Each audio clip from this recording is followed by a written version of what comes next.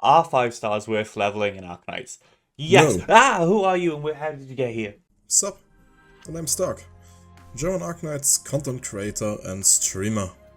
I mainly do ranting on my channel, so feel free to look at some of my videos if you enjoy some spicy takes every now and then.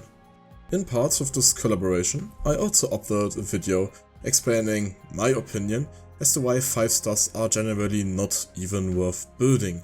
Like, why would you even build Tomimi over Heiser Eyjafjalla? Outside of the fact that Tomimi is just a terrible caster. Huh. I actually think you're onto something there. Of course you do.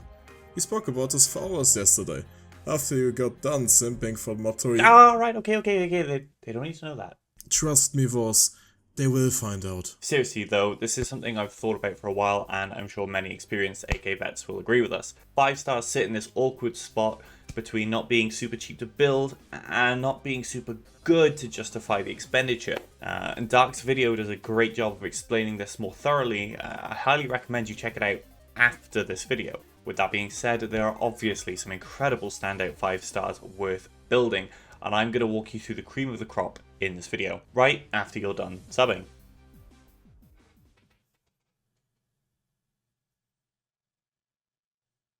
Oh, you're done? Okay, good, let's go. Alright, we have 9 ops to cover in this video, folks, and I don't want to spend 3 weeks putting this together, and you'll don't want to sit through listening to the same talking points you can find anywhere else, so let's rapid fire these points. Lappers has been recommended to players by veterans since the day the game dropped, and she's still relevant today.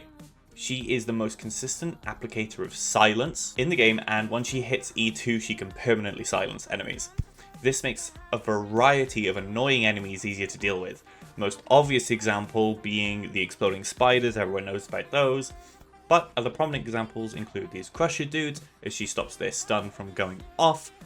And if you suffered through Stultifer Navis, you'll remember these fuckers and goddamn annoying dodge chance. Yes, this can be silenced. She's not just a pretty face, however. Her damage with skill 2 is nothing to be stiffed at, and it has incredibly good uptime once you have masteries. If this wasn't enough for you, she also forms one of the best base teams in the game with Texas and Exia. Pretty sure someone made a comic about that actually. Blacknight has been a major hit ever since she released with the Ling and Lee banner. She's part of the Tactician archetype, which is one of the best archetypes to be released post-launch. Instead of blocking enemies herself, she acts as a marksman sniper and places a summon on the ground to do the dirty work for her. This summon respawns itself after it gets retreated and can put enemies to sleep with skill 2, making it incredibly effective at stalling whilst generating DP. This is great for those stages designed to invalidate Myrtle with super early rushes. This will be true of a lot of units on this list, but Blacknight especially is incredible in integrated strategies. Her skill 1 is very serviceable at generating DP in those later stages, and as an early pickup, she can clear more than her fair share with skill 2. She also fits into the Sleep Knights niche, if that's your thing, and as a ranged vanguard has extra utility in SSS. Not that anyone plays that game mode anymore, I guess, just thought it'd be worth mentioning. Yeah, you all knew I wasn't going to get through this video without one of those signature hot takes. Look, as it stands, there's no 6-star Arts Protector, and Asbestos is the best of the bunch. She's a straight upgrade from Dernar, and Shalom is questionably good, even in his integrated strategies. Cerny is comparable in terms of numbers, sure, but where he deals reflection damage, Asbestos gains a ridiculous amount of SP, which she can then channel into her skill 2 and demolish all enemies in her path. She gets really good defense numbers for her archetype with her skill up, making her incredibly tanky against all but the most hard-hitting enemies. Her damage on skill is also incredibly respectable, turning her into a pseudo-art centurion with a ridiculous range. Whereas Cerny will build up power over the course of his skill and unleash it all at the end, all he's really doing in the meantime is stalling and then doing a single instance of big burst arts damage, during which time the enemies may have just overwhelmed his block count and walk past him. Also, again, I cannot overstate how good Asbestos uptime is on skill. Even in the worst case scenario, in the first 70 seconds of the map, which for many is pretty much the entire stage, she has a 72% skill uptime. Yes, I'm aware Cerny has a taunt, but in 99% of cases, you could have just placed your units in a better order, or if you're really desperate for reflect damage, just bring Hoshi or Malina. You or a friend has one built, I promise. Okay, I'm aware Cantabile has been basically completely power creep by units. You could argue that Cantabile's skill 1 has more consistent DP generation than any of Ina's skills, which I think is fair, but if you're just looking for DP, then we probably want a flag bearer. So what gives? Well, Cantabile actually benefits in the opposite direction to Asbestos. There is no 4-star agent, so if you want one, this is your cheapest option. Ina's being a story unit means there will never be a solo rerun of her banner. So if you didn't pull for her like me, it's pretty difficult to get her outside of buying a 6-star ticket. And believe me, you're going to want an agent in your arsenal. Being able to bring a semi-fast redeploy that generates DP whilst attacking enemies at range and can hit drones is a super helpful tool in the toolbox. While she doesn't deal Ina's levels of damage, her damage isn't atrocious either. Also, her base skill is actually incredible for getting that last clue that just refuses to drop. I know it sounds like I ragged on Cantabile a lot, but she generally is worth building in my opinion. This right here is my favorite thing ever. Nice. Kroos is alright, I guess. Alright, where do I start with this unit? The easiest way for me to make my case here is to compare her to the premier marksman sniper Astesia. Astesia is well known for being a burst damage monster with her skill 3, but struggling against high defense enemies. This is often overcome with, well, okay, to be honest, these days you just use someone else to kill the boss. But historically speaking, this was overcome with Warfarin buffing Axesia's attack and Shamare to debuff for those extreme 7-18 cases. The thing is, it can be pretty awkward to time skill 3 as it's an automatic activation, and Astesia isn't really bringing anything else to the table besides a high rate of fire and those 6-star stats. Kroos, on the other hand, has a very similar thing going on with her skill 2, albeit needing to ramp up a bit. Now, the obvious difference here is the manual activation, which makes it much easier to line up a buff window, but Kroos has managed to sneak something else into her kit, which makes her an Astesia side grade rather than a budget option, that being her micro stun. Since acquiring and raising Kroos way back when Invitation to Wine came out, I've been using her a lot, and often surprised me just how often a micro stun makes a big difference. Low altitude enemies, grounded. Stun hammer, disarmed. Predators, dodgeless. Hotel, Travail. This micro stun makes her a queen in integrated strategies. 3, plus she's half the cost of Astesia to pick up, making her way more attractive as an option in that context. Also, due to the wording of her skill, she massively benefits from external attack speed steroids, like the coin-operated toy, as it lets her enjoy greater uptime on the back half of skill 3.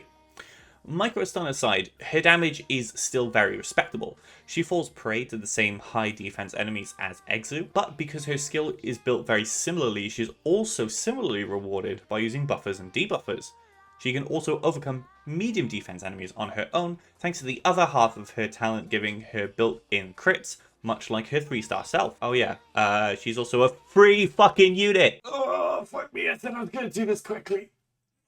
Alright. Let's blast through the last few. Ptilopsis is an AoE medic with the best global SP regen in the game and incredible burst healing. She single-handedly enables combos like perma uptime Gavial plus Mlinar and is 100% worth the resources. Shamare lets you debuff enemies from a safe distance, stripping them of half their defense and movement speed. Astesia go burr. Spectre doesn't die, is an abyssal hunter, so she goes hard with these dickheads, and is all in all a decent lane holder beyond that. Her Alter doesn't replace her, and she doesn't attack all blocked enemies, blocks 1 less by default, and takes longer for her second skill to come up, making her less heli droppable. Finally, Warfarin is your choice between an incredible buff machine or an AFK medic that heals you when it matters most. Whew. That was quick, though there are some 5 stars I'm not as familiar with that I hear come with high recommendations. Dark, mind sharing your thoughts on these? Okay then, time to add my opinion to this list. What are some of the 5 stars that I recommend? Let's first go over everyone's favorite mole, Cement. She was cursed to be a duelist, one of the worst defender archetypes, despite being such an odd choice for her, considering her lack of dueling power. I can see why they did that though. As with her exceptional defense capabilities, she could have been one of the strongest operators if they dared to give her a higher block count. That being said, her archetype barely holds her back. Her kit is geared so overwhelmingly towards high defense, but between her talent and second skill, she barely takes any physical damage. TLDR, Put her in the front of a power suit and watch the magic of concrete, baby. But maybe you are in the market for a good sniper. And maybe it needs to be something that can do well by themselves. Introducing a Wolf Cub, fresh out of Syracusa, also known as Lunacub. She can be placed anywhere without having to worry about her being defeated.